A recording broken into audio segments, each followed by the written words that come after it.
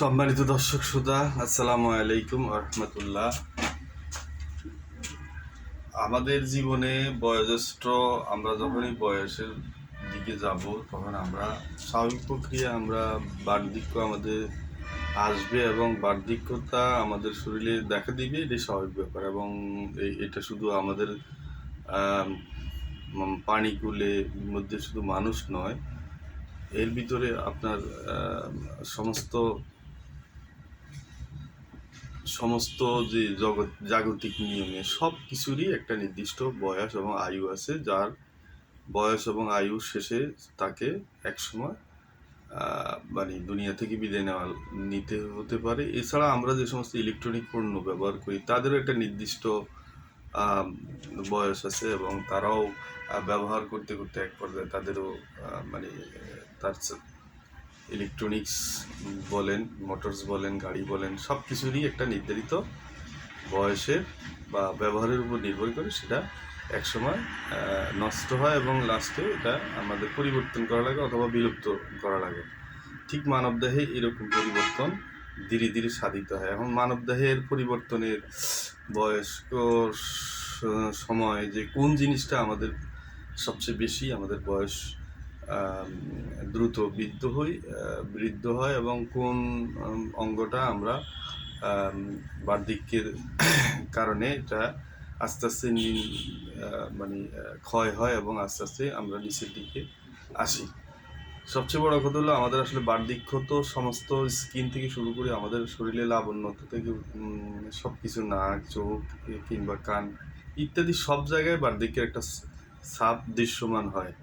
কিন্তু আমরা আরেকটা বিষয় আমরা উপলব্ধি করি বা উপলব্ধি করেছে মেডিকেল বা চিকিৎসা বিজ্ঞান, মানুষের বার্ধক্য হওয়ার সবচেয়ে বড় যে ফ্যাক্টর বা যে কাজ করে সেটা হলো মেরুদণ্ড থেকে, অর্থাৎ মেরুদণ্ড স্পাইনাল কর্ডের যেই সিস্টেমটা আছে ওই স্পাইনাল কর্ড মানে ব্রেন থেকে মেরুদণ্ডের যে কানেকশন আছে এই কানেকশনের মধ্যেই আমাদের বার্ধক্য দেখা দেয়। এবং এইখানে ব্রেনের সাথে সংযুক্ত এক ধরনের স্বর্ণালী বর্ণের পানি, এই স্বর্ণালী বর্ণের পানি দ্বারা আমরা মানে আমাদের বডিতে একটি কি বলে ব্রেন থেকে কানেক্টিভিটি হয়। এটার পরিমাণ যতই কমতে থাকে মানুষের দেহে বার্ধক্যের পরিমাণও তত বাড়তে থাকে। তো এখন বার্ধক্য একটা আপনার মেরুদণ্ড যদি ফ্লেক্সিবল হয়, মানে অনেক সময় আমরা দেখি এমআরআই রিপোর্টে আসি স্টিকড, মানে মেরুদণ্ড শক্ত হয়ে যায় এবং মনোদণ্ড স্ফীত হয়ে যায় এবং আস্তে আস্তে আস্তে মানুষ যেমন 5 ফুট 6 ইঞ্চি 7 ইঞ্চি 9 ইঞ্চি লম্বা মানুষটাও একটা সময় ছোট ছোট ছোট ছোট আকারে হয়ে যায়। তো সেই কারণে এই বার্ধক্য রোধ করা তো সম্ভব নয়, কিন্তু বার্ধক্যটা কীভাবে আস্তে আনা যায় সেই ব্যাপারে আমরা আপনাদেরকে কিছু পরামর্শ দেব।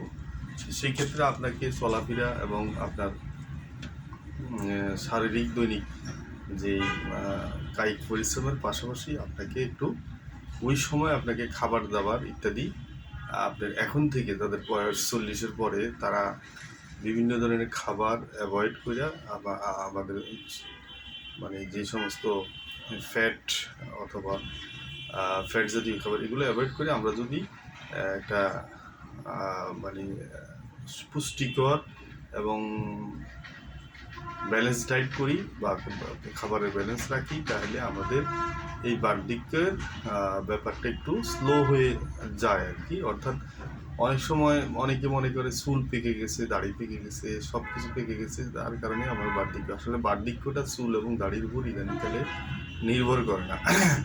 তো এখন আপনাকে ফ্লেক্সিবল যদি মেরুদণ্ড রাখতে পারেন তাহলে আপনার কিছু ব্যায়াম আছে, এগুলো একদম ফিজিওথেরাপিস্টের সাথে আলাপ করে আপনি ব্যায়ামগুলো নিতে পারেন এবং এই ব্যায়াম থেকে আপনি নিজেকে যদি আপনার মেরুদণ্ড বা ব্যাকবোন এই সমস্ত দিকগুলোরে আপনি ঠিক রাখতে পারেন, তো আপনার বার্ধক্যটা আস্তে আস্তে আস্তে আস্তে আসার সম্ভাবনা দেখা দিব।